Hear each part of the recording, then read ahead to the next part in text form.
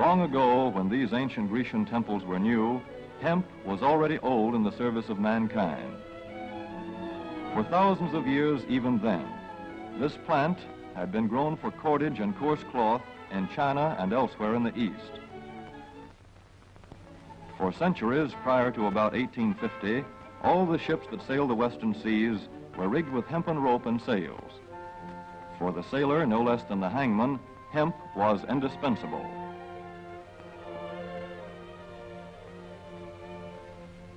A 44-gun frigate, like our cherished old Ironsides, took over 60 tons of hemp for rigging, including an anchor cable 25 inches in circumference.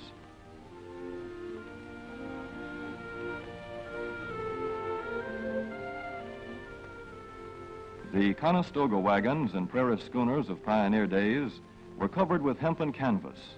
Indeed, the very word canvas comes from the Arabic word for hemp. In those days, hemp was an important crop in Kentucky and Missouri. Then came cheaper imported fibers for cordage, like jute, sisal, and manila hemp, and the culture of hemp in America declined. But now, with Philippine and East Indian sources of hemp in the hands of the Japanese, and shipment of jute from India curtailed, American hemp must meet the needs of our Army and Navy as well as of our industries. In 1942, patriotic farmers, at the government's request, planted 36,000 acres of seed hemp, an increase of several thousand%. The goal for 1943 is 50,000 acres of seed hemp. In Kentucky, much of the seed hemp acreage is on river bottom land such as this, along the Kentucky River Gorge. Some of these fields are inaccessible except by boat. Thus, plans are afoot for a great expansion of the hemp industry as a part of the war program.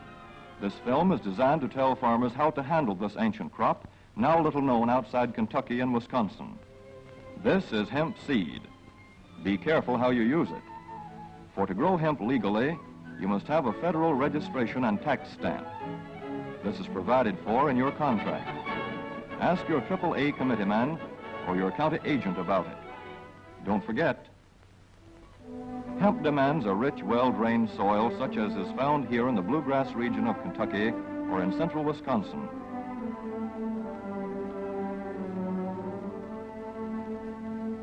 It must be loose and rich in organic matter. Poor soils won't do. Soil that will grow good corn will usually grow hemp. Hemp is not hard on the soil.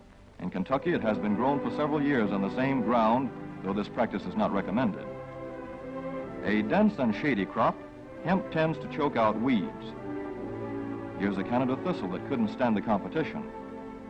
Dead as a dodo. Thus, hemp leaves the ground in good condition for the following crop. For fiber, hemp should be sown 5 pecks to the acre. With drill, the closer the rows, the better. These rows are spaced about 4 inches. This hemp has been broadcast. Either way, it should be sown thick enough to grow a slender stalk.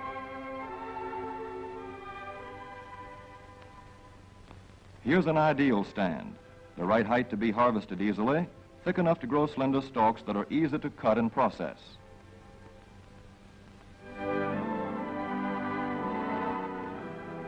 Stalks like these here on the left, they yield the most fiber and the best.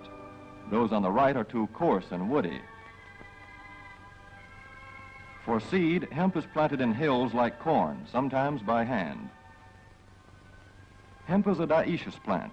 The female flower is inconspicuous, but the male flower is easily spotted. In seed production, after the pollen has been shed, these male plants are cut out. These are the seeds on a female plant. Hemp for fiber is ready to harvest when the pollen is shedding and the leaves are falling. In Kentucky, hemp harvest comes in August. Here, the old standby has been the self-rake reaper, which has been used for a generation or more. Hemp grows so luxuriantly in Kentucky that harvesting is sometimes difficult, which may account for the popularity of the self-rake with its lateral stroke.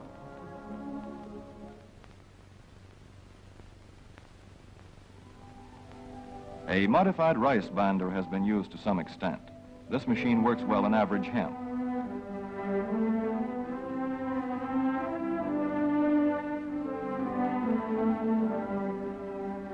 Recently, the improved hemp harvester, used for many years in Wisconsin, has been introduced in Kentucky. This machine spreads the hemp in a continuous swath. It is a far cry from this fast and efficient modern harvester to the Armstrong model of yore. But here's one kind of harvester, at least, that doesn't stall in the heaviest hemp. In Kentucky, hand cutting is practiced in opening fields for the machines.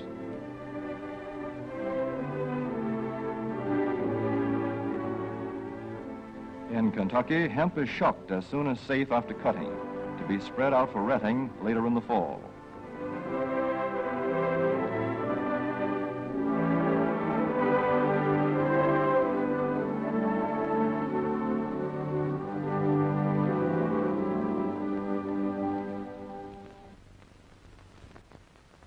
In Wisconsin, hemp is harvested in September. Here, the hemp harvester with automatic spreader is standard equipment. Note how smoothly the rotating apron lays the swath preparatory to retting. Here it is a common and essential practice to leave headlands around hemp fields. These strips may be planted to other crops, preferably small grain. Thus, the harvester has room to make its first round without preparatory hand cutting. Here the machine is running over corn stubble.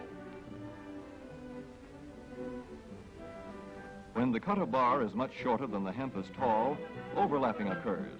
Not so good for retting. The standard cut is 8 to 9 feet. The length of time hemp is left on the ground to ret depends on the weather. The swaths must be turned to get a uniform ret.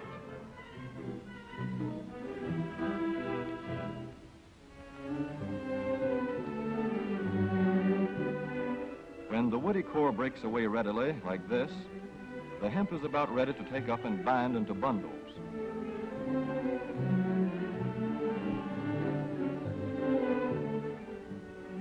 Well-retted hemp is light to dark gray. The fiber tends to pull away from the stalk. The presence of stalks in the bowstring stage indicates that retting is well underway.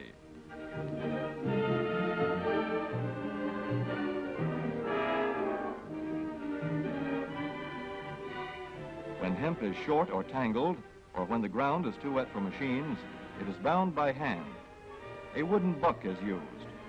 Twine will do for tying, but the hemp itself makes a good band.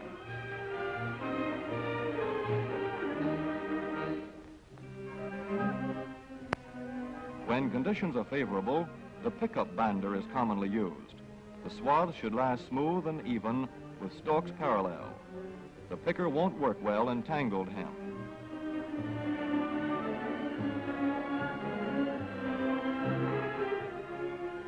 After binding, hemp is shucked as soon as possible to stop further retting. In 1942, 14,000 acres of fiber hemp were harvested in the United States. The goal for 1943 is 300,000 acres. Thus, hemp, Cannabis sativa, the old standby cordage fiber, is staging a strong comeback. This is Kentucky hemp going into the dryer of a mill at Versailles.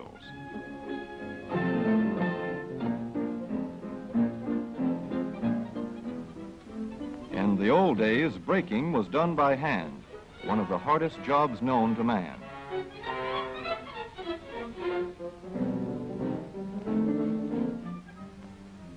Now the power breaker makes quick work of it.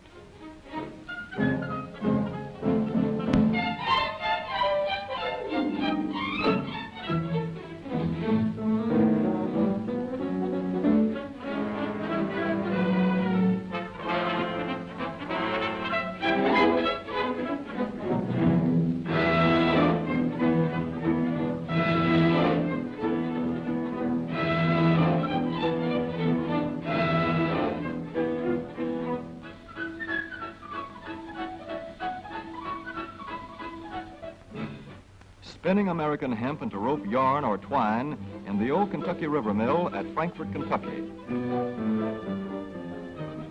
Another pioneer plant that has been making cordage for more than a century.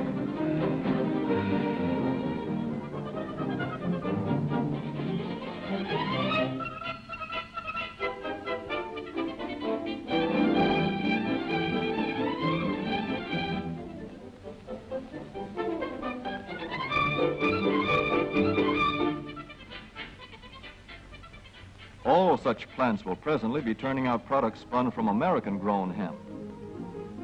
Twine of various kinds for tying, winding armatures, and upholsterers' work. Rope for marine rigging and towing, for hay forks, derricks, and heavy-duty tackle. Light-duty fire hose.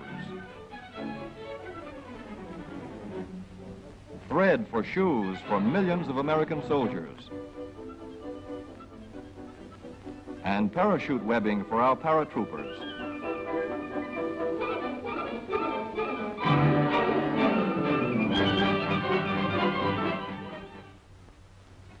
As for the United States Navy, every battleship requires 34,000 feet of rope, and other craft accordingly. So here in the Boston Navy Yard, where cables for frigates were made long ago, crews are now working night and day making cordage for the fleet. In the old days, rope yarn was spun by hand.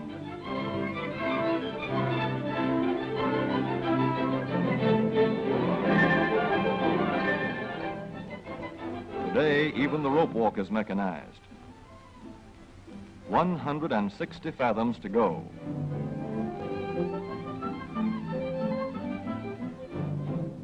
The rope yarn feeds through holes in an iron plate.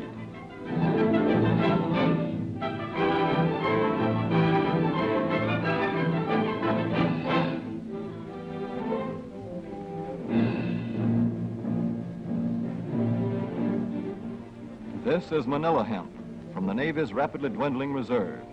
When that is gone, American hemp will go on duty again. Hemp for mooring ships, hemp for tow lines.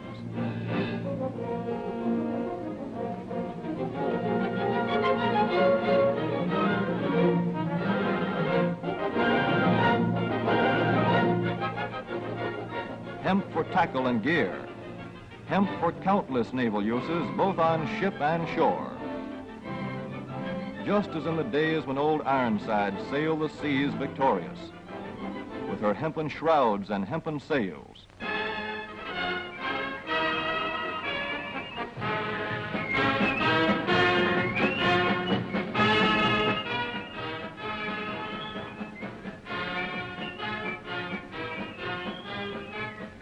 Hemp for victory.